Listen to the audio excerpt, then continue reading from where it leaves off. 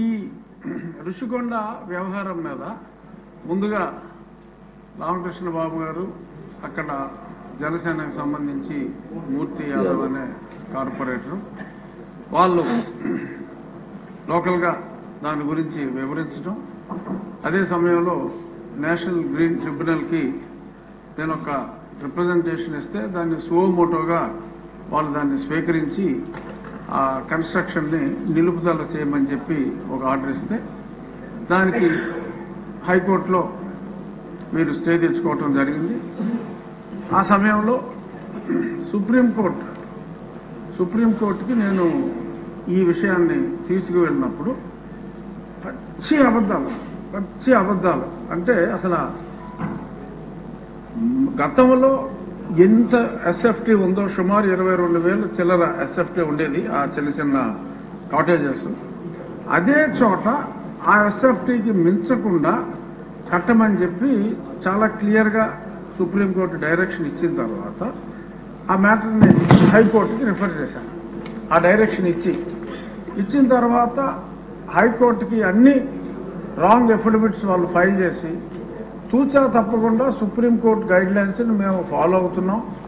ఈయన ప్రతిదానికి మా మీద కంప్లైంట్ ఇస్తాడు, అతని కంప్లైంట్లు మీరు పట్టించుకోవద్దు అని అన్ని రాంగ్ ఎఫిడవిట్లు నేను ముఖ్యమంత్రి నివాసం కోసం పట్టుకుంటున్నట్టు అప్పుడే చెప్తే అదేమీ లేదు, కేవలం టూరిజం డెవలప్మెంట్ కోసం మేము ఇన్ని 100 కోట్లు ఖర్చు పెడుతున్నామని చెప్పి బ్లేటెంట్ లైస్ ని, అంటే అది పెర్జూరీ కింద వస్తుంది, కోర్టుని తప్పుదోవ పట్టించడం. అటువంటి ఇవన్నీ కూడా ఏపీ టూరిజం డెవలప్మెంట్ కార్పొరేషన్ వారి ద్వారా ఆ పచ్చి అబద్దాలని అక్కడ ఫైల్ చేయటం, పలుసార్లు అది వాయిదా పడటం జరిగింది.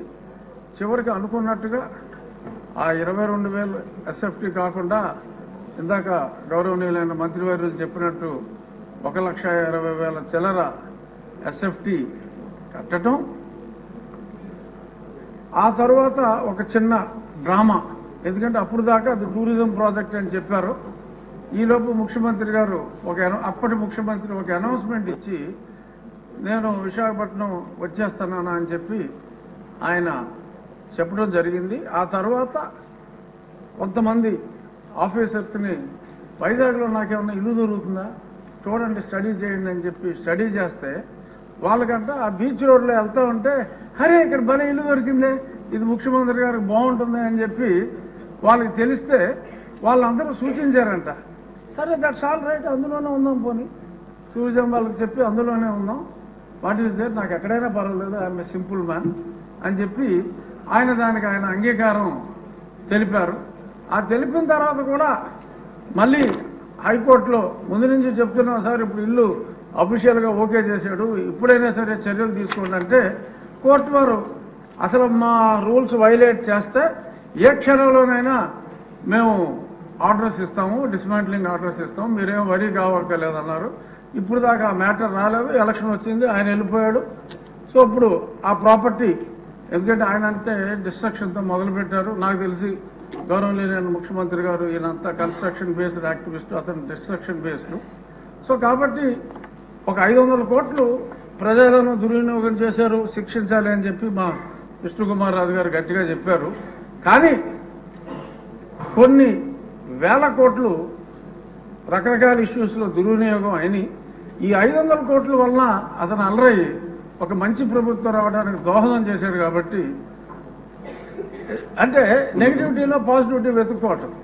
సో అంచేత 500 కోట్లు ఖర్చు పెట్టి ఆయన కట్టుకున్నది ఇల్లు కాదు, ఆయన రాజకీయ సమాధి కట్టుకున్నాడని చెప్పి భావిస్తూ 500 కోట్లని మనం క్షమించేయచ్చు, చూడవలసిన వాటి మీద ఎలా అధ్యయనం చేయాలో చూడాలని.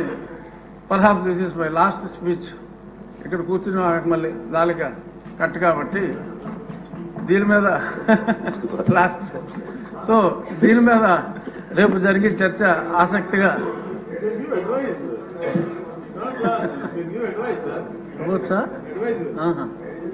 సో ఇది నా పర్సనల్ ఒపీనియన్లో, అంటే నేను వేసిన కేసు కూడా అప్పుడు కొట్టివేయమని అడిగాం, ఇప్పుడు కొట్టివేయకూడదు కాబట్టి నా కేసు కూడా ఇంకా ఇన్ఫెక్చువస్ గా నేను దారుణం అని తెలియదు. 500 కోట్లు ఖర్చు పెట్టారు కాబట్టి అది రాష్ట్ర అసెట్ గా భావించి దాన్ని తెలివిగా, అంటే ఒక వ్యక్తి కాంక్ష ఈ రకంగా ఉంది అని చెప్పి ప్రజలకి మరి ఏదో టికెట్ ఇచ్చినా కూడా మాదిరిగా రికవర్ అవుతుంది, అతికేస్తే ఏమి రావు, 7 గదులు.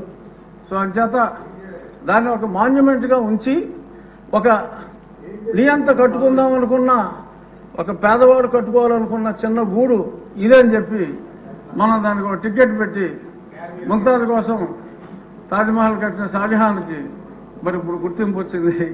అలాగే దాన్ని మనం ఒక మాన్యుమెంట్ గానే వాడుకుని ఒక నియంత కట్టుకున్న చిన్న ఇల్లుగా మనం అభివర్ణించి దాన్ని ఎటువంటి కూల్చివేతలు లేకుండా చక్కగా సౌందర్యంగా దాన్ని మెయింటైన్ చేయాలని చెప్పి టూరిజం మంత్రి గారిని మనస్ఫూర్తిగా కోరుకుంటూ మా విష్ణుకుమార్ రాజు గారు చెప్పిన చర్యలు ఎక్కడొద్దు, చర్యలు చాలా అట్లకు ఉందని తెలియజేస్తూ నమస్కారం. రామకృష్ణ బాబు గారు, రామకృష్ణ గారు.